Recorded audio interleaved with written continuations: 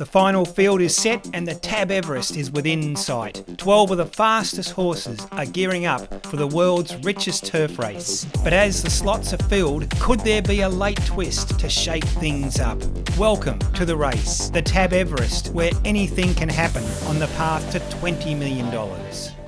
In this week's episode, the Tab Everest has been elevated to Group 1 status, a huge coup for Racing New South Wales. Plus, we bring you major slot developments as Godolphin locks in Traffic Warden, Max Whitby, Neil Werrett and Cole Madden select Private Eye, and Yulong secures Growing Empire. We'll delve into the shock result of the Premier Stakes, in which Airman upset some of the biggest names in Australian sprinting. We get sports broadcasting icon Bruce McAvaney's take on how the Everest has changed the Australian racing landscape.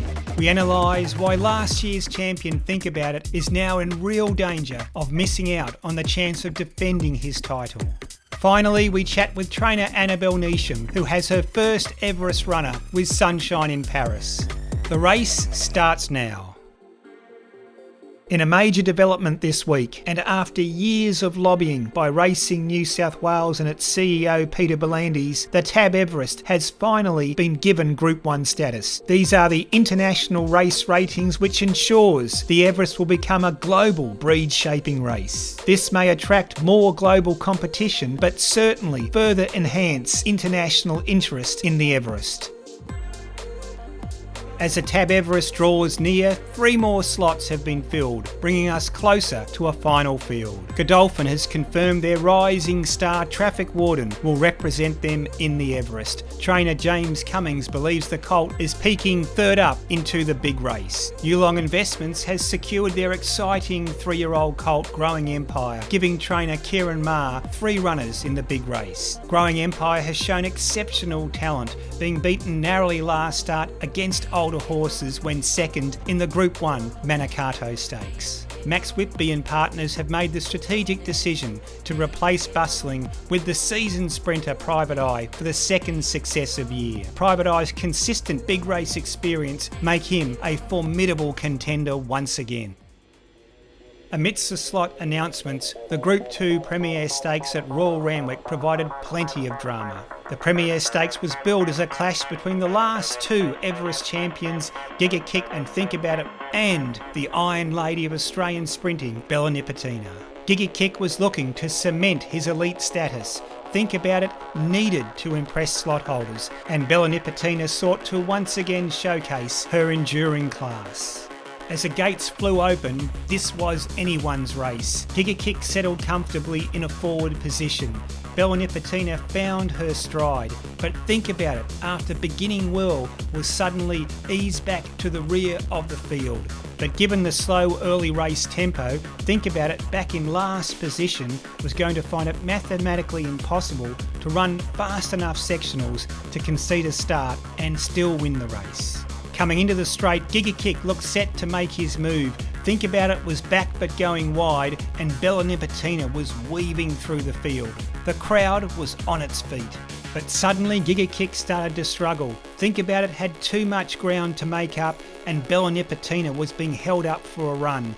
Then, like a bolt from the blue, Airman found a gap along the inside, with star apprentice Zach Lloyd urging Airman along. They surged to the front to win the race in a big boil-over.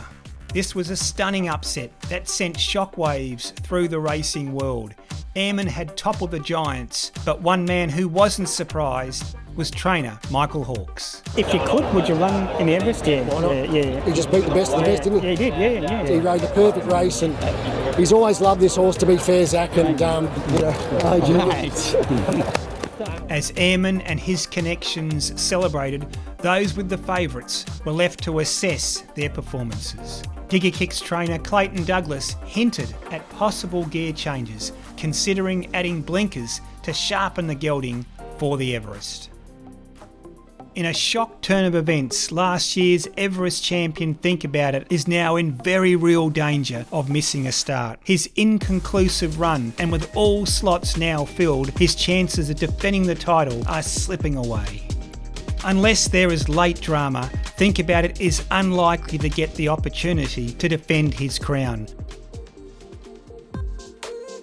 We spoke with Channel 7 sport broadcasting icon Bruce McAvaney to get his take on why the Everest has changed the Australian racing landscape. You've got the best of everything. New South Wales must be absolutely thrilled about the evolution and the revolution of Everest Day. At this stage, 5, 6, maybe even 7 mares could line up in the Everest. There's every chance this year that we're going to get a winner from the mares. Can't wait for it all to unfold.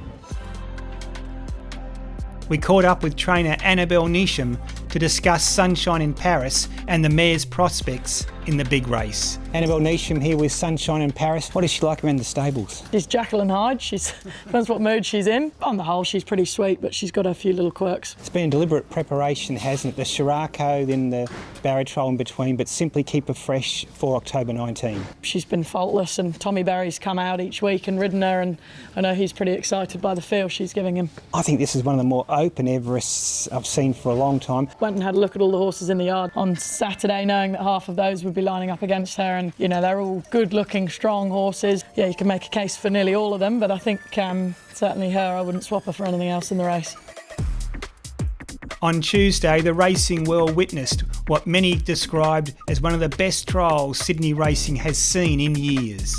There were 9 individual Group 1 winners of 15 majors between them, all competing in a 1,000 metre heat at Royal Randwick. Lady of Camelot showcased her versatility by winning the trial despite racing wide. Private Eye, noticeably wearing his blinkers, finished third. Sunshine in Paris was kept under a tight rein, but impressed with her sharpness. Jolie Star was also kept under wraps, signalling there's a lot more to come.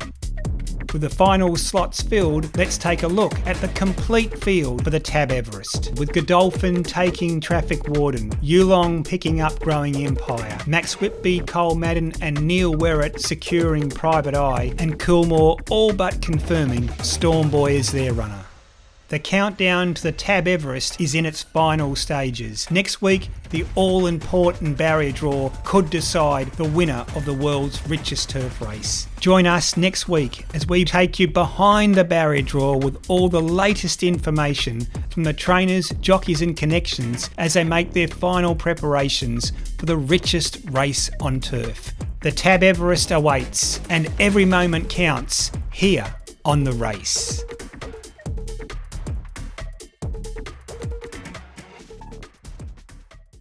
You win some, you lose more. For free and confidential support, call the number on the screen or visit the website.